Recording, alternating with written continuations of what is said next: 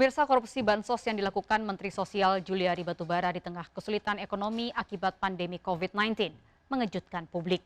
Dana bantuan yang seharusnya dipergunakan untuk jaring pengaman masyarakat di tengah pandemi justru dipungut upah oleh oknum penguasa. Lantas apa kata warga terkait korupsi bansos di tengah pandemi? Berikut rekap bicara pekan ini, tega korupsi dana pandemi bersama Kevin Pakan.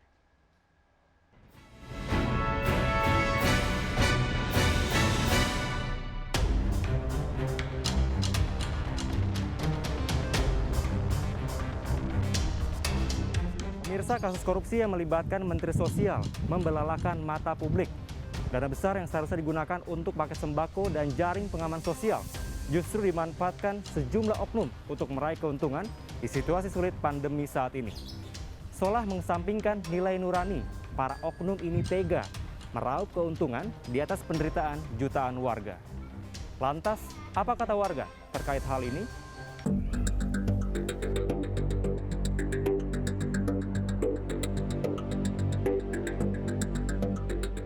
Bu, ini bagaimana sih ketika Ibu mendapatkan bantuan sosial? Mungkin Ibu bisa menceritakan dan kapan Bu mendapatkan bantuan sosial ini?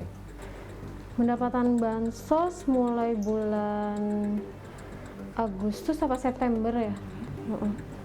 Kualitas untuk pertama kali dapat bansos itu bagus ya, beberapa kali bagus. Nah untuk kemarin dan kemarinnya lagi itu makin kesini kualitasnya makin kok nggak bagus ya, menurun, terutama untuk beras sama sardennya nggak bagus. Kalau dari berasnya sendiri, bagaimana Bang kondisi dari berasnya Bu? Apakah Ibu pernah merasakan beras dari bansos ini? Kalau yang kesini-sininya udah nggak bagus ya kualitasnya tuh. Ya karena berasnya warnanya juga kuning, terus banyak batu-batunya. Iya, hanya paling berapa jam besoknya udah bau. Sama sardennya, ini mereknya Kurang terkenal begitu? nggak terkenal. Saya nggak berani konsumsi. Ya, takut, nggak mau ambil resiko. Bu, ini kan kemarin juga Menteri Sosial ditangkap KPK karena korupsi dana bantuan sosial, terutama di wilayah Jabodetabek ini, Bu. Ini tanggapan Ibu sebagai penerima bansos seperti apa, Bu?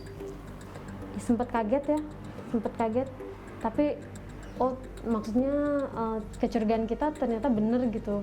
Ya kaget, terus senang akhirnya ketahuan juga, karena kan udah kondisi kayak gini masih aja diiniin untuk rakyat gitu ya.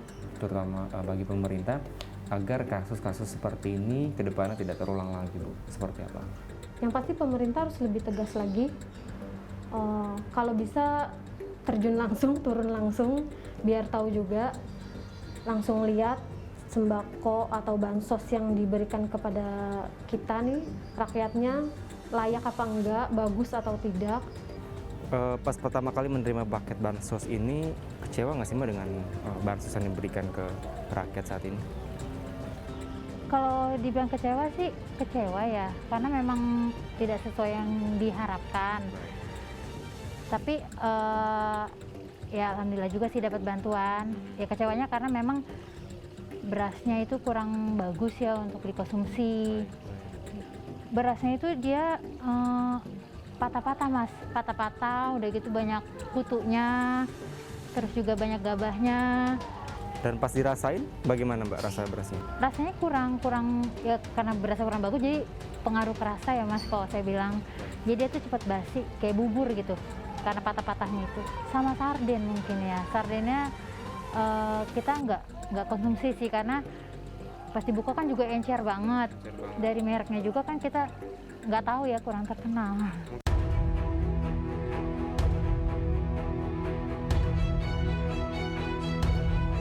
KPK menegaskan terdapat fee yang dikenakan bagi tiap paket bansos yang dibagikan. Fee ini merupakan hasil kesepakatan Menteri Sosial Juliari Batubara dengan pejabat pembuat komitmen dalam proyek bansos COVID-19. Fee yang dikenakan sebesar Rp10.000 dari nilai Rp300.000 per paket sembako yang dibagikan. Kemensos sendiri telah memberikan bantuan sosial di kawasan Jabodetabek sebesar Rp600.000 per bulan yang dibagi dalam 2 paket sehingga senilai Rp300.000 untuk per 2 minggu sekali. Pemerintah Indonesia telah menganggarkan dana bantuan COVID-19 yang tentu jumlahnya tidak sedikit. Dalam penanganan pandemi corona, pemerintah mengalokasikan program perlindungan sosial dengan total anggaran mencapai Rp204,9 triliun untuk tahun 2020. Sebagian dari anggaran tersebut, yakni sebesar Rp127,2 triliun, merupakan anggaran Kementerian Sosial.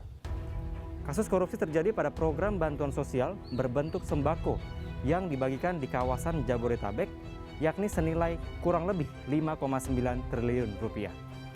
Di dalamnya ada 272 kontrak dan dilaksanakan sebanyak 2 periode. Menanggapi kasus Menteri Sosial yang tertangkap korupsi kemarin, ini terkait dana bansos, tanggapan Ibu sebagai penerima bansos dan sebagai masyarakat seperti apa? Sangat kecewa ya Mas, soalnya harusnya itu dana buat masyarakat luas, kenapa disalahgunakan? Sebelum-sebelumnya bagus, banyak isinya. Tapi ada beberapa waktu itu kami dapat yang berasa ada kutunya, itu sekali. Pernah, ke belakang-belakang ini ya. Kalau yang sebelum-sebelumnya sih nggak bagus gitu, tapi yang ke belakang-belakang ini gitu, sekali itu. Kita sih jujur aja sangat kecewa ya Mas, maksudnya di saat warga ngerasa kita butuh bantuan, kita susah, kok bisa-bisanya gitu loh Mas. Dana yang seperti itu dikorupsi untuk kepentingan pribadi. Terus udah gitu, apa yang ada di pikiran mereka saat mereka menikmati hasil korupsinya itu gitu loh Mas. Di saat kita, maaf ya, kita untuk membayar, kita mungkin minta ke kebijaksanaan dari bank, kita telepon ke sono kemari, kok dia dengan sangat enaknya gitu Mas mengkorupsi itu gitu untuk kepentingan pribadi gitu. Jujur aja sih kesel banget. Kembali lagi ke pribadinya kali ya Mas ya. Maksudnya mungkin mereka apa nggak siap dengan banyaknya dana yang mereka terima, tapi jadi mereka nggak amanah gitu kali ya. Seperti itu sih. Mungkin menurut saya pribadi sih hukuman mati aja kali ya Mas, karena mereka kan juga sadis banget ya, mereka mengkorupsi di tengah-tengah rakyat lagi ngejerit gitu loh Mas.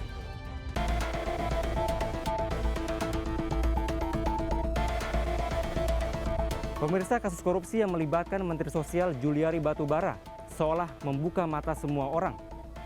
Kasus korupsi tidak seharusnya dilakukan pada masa pandemi yang sulit saat ini.